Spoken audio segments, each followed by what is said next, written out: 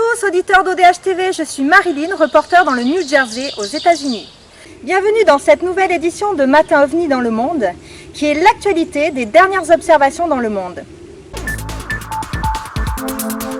Marilyn pour ODH TV dans le New Jersey, aux États-Unis. Nous sommes le 16 mai 2016. Je suis dans une grande forêt. Vous avez certainement vu dans le 5e épisode de la saison 1 de la série X-Files le diable du New Jersey, The Jersey Devil.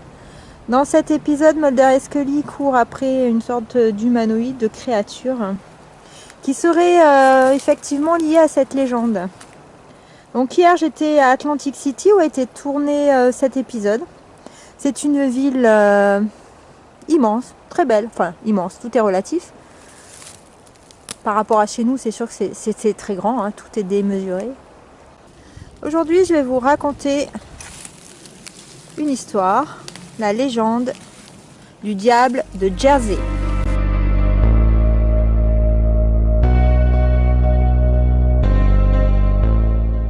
On entend parler du diable de Jersey pour la première fois le 17 janvier 1909. Donc ce fameux diable a été aperçu dans une trentaine de villes sur une courte période, puisque la dernière apparition était le 22 janvier. Alors à quoi ressemblait ce diable? Certains y verraient le chupacabra.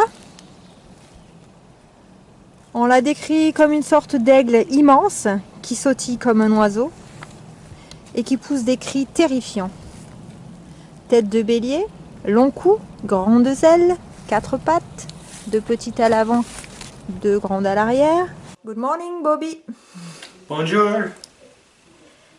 The New Jersey, the devil? It's a myth that back in the early days, it was a mixture of a bird and a person, which they call the Jersey Devil.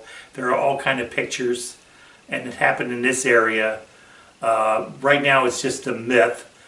I don't think anybody has ever seen one, to my knowledge, but it is a myth, and they talk about it a lot, and so far, nobody has proven that it exists, but it's still here as a myth. Ok, thank you. C'était Scully, Marilyn, pour ODH TV. Pour ODH TV, dans le New Jersey, avec Catherine. Hi, Catherine. Hello. How are you? I am fine.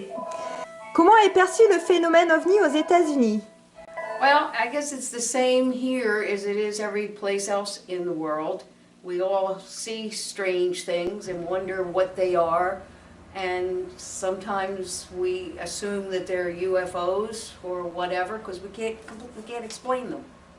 So I guess that's kind of where we are. Okay. Okay, thank you.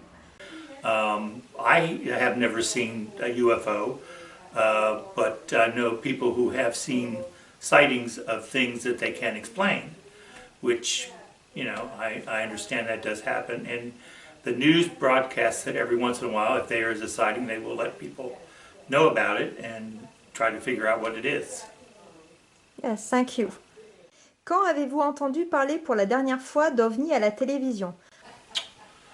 I believe it was, I'm thinking maybe 2 to 3 weeks ago, that somebody was in a commercial jet and they spotted something outside the window and couldn't explain what it was. Passons à présent au dossier de l'édition. Je suis actuellement aux États-Unis. Nous allons parler des OVNI dans le New Jersey.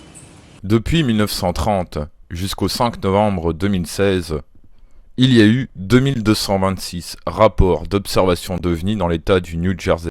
Connaissez-vous des cas dans votre état? Maybe about a month ago, somebody in South Jersey, which is south of where I live, in the open area, saw something in the sky, couldn't explain, but nothing ever became of it. And that was about a month ago in the state of New Jersey. And that was, you know, that's all I know. Ok. Le phénomène OVNI dans l'état du New Jersey est essentiellement constitué de rencontres rapprochées du premier type, c'est-à-dire observation d'un objet lointain en blanc sur la carte. Il y a eu des rencontres rapprochées du deuxième type, c'est-à-dire observation d'un objet au sol avec oui ou non des traces sur le sol en jaune sur la carte. Des rencontres rapprochées du troisième type, c'est-à-dire observation d'un objet au sol ou non avec la présence d'une ou de plusieurs entités en vert sur la carte. Des rencontres rapprochées du quatrième type, c'est-à-dire abduction ou enlèvement par des entités venues d'on ne sait où, en rouge sur la carte. Des observations de lueurs côtières, c'est-à-dire des lueurs ou des ovnis qui semblent être au-dessus de l'océan, en rose sur la carte. Et ce que vous voyez en noir, ce sont les signalements du diable du New Jersey. Mais commençons tout d'abord par les observations de type rencontre rapprochée du premier type, c'est-à-dire observation d'un objet lointain. Le 10 août 1945, à East Patterson, 3 musiciens ont observé vers 3 h du matin un objet triangulaire s'approcher à une vingtaine de mètres de leur voiture.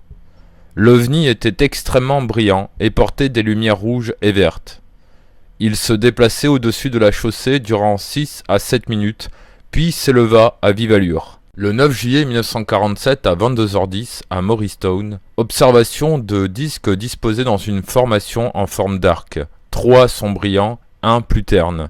Ils se déplaçaient lentement, puis rapidement, altitude estimée à environ 10 000 pieds vers l'est. Le 18 janvier 1950, ainsi dans les prochaines éditions de Matin OVNI, Marilyn vous parlera des observations d'OVNI au-dessus des États de Pennsylvanie et également de l'Ohio.